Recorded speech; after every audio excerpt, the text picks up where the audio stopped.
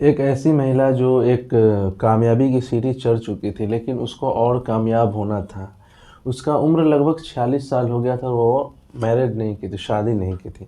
लेकिन उसको एक ऐसे व्यक्ति, लड़की या लड़के की ज़रूरत थी जो उसके कंपनी के और ज़्यादा ऊंचाई की ओर ले जा सके और उसको तरक्की की राह पे ले जा सके। जो भरोसेमंद एक लड़का या लड़की चाहिए था। तभी अचानक से एक लड़का आता है और उसके उस महिला के कंपनी में, जो एक छोटी सी कंपनी होती है, आज से लगभग 4 साल पहले, 4 से 5 साल पहले की बात है। और उस छोटी सी कंपनी को वो लड़का आकर, वो बहुत कम एज का लड़का होता है, लगभग 21 साल की उम्र होती है उस समय उसकी। और वो क्या करता है कि जब से वो उस कंपनी में कदम डालता है, उसको अपना लकी चार्म समझने लगती है वो महिला, क्योंकि उसको ऑर्डर बहुत सारा अचानक से उसी दिन आया था। और उसको किसी भी कीमत में वो अपने कंपनी से दूसरी जगह जाने नहीं देना चाहती थी वो महिला, क्योंकि उसको जो पैर थे, जो कदम थे उस कंपनी में जब से पड़े थे, उस कंपनी के बाहर आ गए थे। उस कंपनी ऊंचाई की शिखर चूम रही थी। और उसके बाद वो महिला कैसे उस लड़के के नज़दीक आती है जिसकी उम्र लगभग 46 साल होती है, उस लड़के की उम्र उस समय 21 साल होती है। और दोनों में कैसे नज़दीकियाँ बढ़ जाता है, एक वर्कर्स में और एक मालकिन में। क्योंकि वो मैरिड नहीं थी, वो सिंगल रहती थी, जहाँ भी रहती थी, जिस भी घर में, बंगले में, वो अकेली रहती थी। और उसके बाद जो घटना घटता है, और फिर जो महिला जो होती है वो उस लड़के के पीछे जो इतनी पागल हो जाती है, और उस लड़का अपन वो उस महिला से पीछे छुड़ाना चाहता था। सो आज का वाक्य जो है इसी के इर्द गिर्द है। हेलो दोस्तों, स्वागत है अपने चैनल में। मैं हूं हसीब। आज का जो वाक्य है वो है मध्य प्रदेश से। मध्य प्रदेश का एक ज़िला है अंबिकापुर। अंबिकापुर में एक महालक्ष्मी मित्तल नाम की एक महिला रहती थी, जो काफ़ी ऊपर की ओर जाना चाहती थी, काफ़ी तरक्की करना चाहती थी और अपने कामयाबी की शिखर चूमने ही वाली थी। लेकिन उसको किसी एक लड़के की ज़रूरत थी। वो लड़का उसको फाइनली मिल जाता है। वो उस लड़का का नाम होता है विजय, जो वो वहीं का रहने वाला था, उसी गांव से कुछ किलोमीटर दूर का रहने वाला था। वो लड़का का अपने घर में अकेला था और बड़ा लड़का था उस लड़का, और उसके सर पे जिम्मेदारी थी। उस लड़के को कोई उसके जानने वाला ही एक पता देता है कि उस कंपनी में, जो स्टील की कंपनी होती है, वहाँ एक लड़के की ज़रूरत है जो आम भाषा में बोला जाए फोरमैन बोलते हैं, जो जिम्मेदारी से संभाल सके पूरे कंपनी को और सब वर्कर्स को अपना अपना काम बता सके। और उसको एक ज़िम्मेदार और होनहार लड़का चाहिए था। वो लड़का जाता है और इंटरव्यू देता है। जब वो सिलेक्शन उसका हो जाता है, वो मैडम डायरेक्टली उसका सिलेक्शन करती है, क्योंकि जैसे वो कदम डाला था उसको लगभग बहुत अच्छा उनको ऑर्डर आ गया था, और वो मैडम उसको लक्की चार्म समझकर उसे रख लेती है।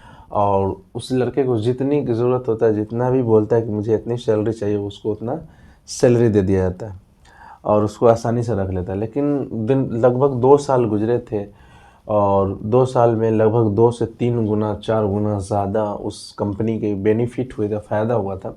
और वो रातों रात न जाने कितनी ऊंचाई चढ़ रही थी। लेकिन उस लड़का को घर पर भी जाना था।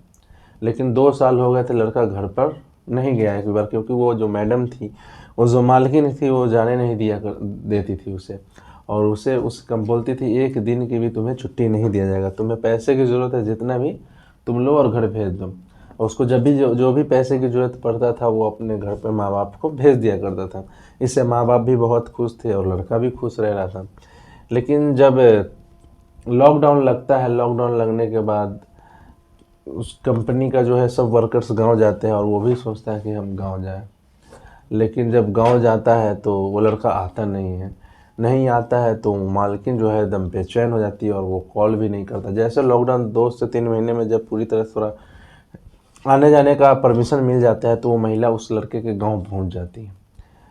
अब एक वर्कर के लिए, जब मैडम जो मालकिन होती है वो गांव पहुंच जाए, ये बहुत बड़ी बात होती है गांव के लिए। और कुछ नया था सुनने के लिए, क्योंकि एक उम्र दराज जो थी उसकी, लड़का के कम से कम माँ की उम्र की दिख रही थी, क्योंकि लड़का की उम्र उस समय 25 साल हो गया था और महिला की जो उम्र है लगभग 50 साल का हो चुका था।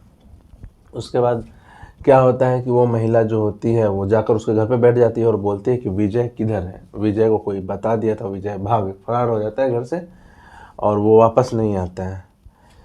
तभी वो जो मैडम होती है उसके माता पिता को जो बोलती है वो हैरान कर देने वाली बात होता है। वो मैडम बोलती है कि मैं और विजय जो है लिव इन में थे। लिव इन गाँव वाले समझते नहीं हैं, तो वो अपनी भाषा में समझाते हैं कि मैं और विजय जो है एक ही साथ में, एक ही कमरे में, एक ही पति पत्नी के तौर पे रह रहे थे, पर शादी नहीं की है और वो मुझे छोड़ नहीं सकता है। उसे मेरे कंपनी में रहना होगा और मेरे साथ रहना होगा। तो वो जो महिला होती है, उसकी जो माँ होती है, वो सुनकर काफ़ी परेशान हो जाती है, उसके जो पिता होते हैं। फिर गांव के लोग इस महिला का विरोध करते हैं और पुलिस आ जाती है। पुलिस आने के बाद वो जो महिला होती है अपना एफआईआर दर्ज करवाती है धोखाधड़ी पैसे का, और वो जो चीटिंग किया है उसका एफआईआर दर्ज करवाती है। और जब सिलसिलेवार तरीक़े से जब सारा सच्चाई आता है तो सारे गांव वाले हैरान हो जाते हैं सुन के और सन्न रह जाते हैं। दरअसल वाक़या ऐसा था, क्योंकि जब लड़का का जो वहाँ रहना शुरू हो गया तब लमसम 1 साल बाद जब बहुत ज़्यादा वो तरक्की की राह पे चल रहा था वो कंपनी, तभी वो मैडम जो होती हैं एक रात पार्टी रखती है जिसमें शराब और भी कई तरह के चीज़ होते हैं जो वहाँ के वर्कर्स लोग को और भी कई लोगों को बुलाया जाता है। जिसमें जो महिला होती है, मैडम जो होती है, वो काफ़ी छक्कर शराब पी लेती है और इतना पी लेती है कि उसे चला नहीं जा रहा था। क्योंकि वो लड़का जो था वो सबसे नज़दीकी था मैडम के और मैडम सबसे ज़्यादा मानती थी उसे। तो वहाँ के जो और ज़िम्मेदार लोग थे उस कंपनी के, वो बोलते हैं कि तुम इसे मैडम को जाकर घर पे छोड़ आओ। वो लड़का भी अपने बेझिझक जाता है और घर पर उसे ड्रॉप करने के लिए जाता है। जब ड्रॉप करता है अंदर ले जाता है, अपने इस कंधे पर हाथ रख के ले जाता है, क्योंकि मैडम का जो हालत था अब खुद के पैरों पर जाने वाला नहीं था। ले जाकर उस मैडम का पूरा जो बॉडी पे वो वॉमिट कर रखा था, पूरा उल्टी कर रखा था, उसे साफ़ कर देता है। साफ़ करने के बाद जो मैडम होती है वो बोलती है मेरे कपड़े उतार दो और मुझे दूसरा ऐसे ही सुला दो।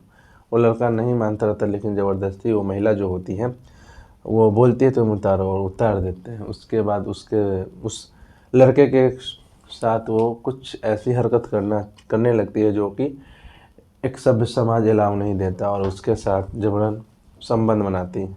उसके बाद लड़का को भी अच्छा लगने लगता है और लड़का भी हर रोज़ उसके बाद शुरू हो जाता है।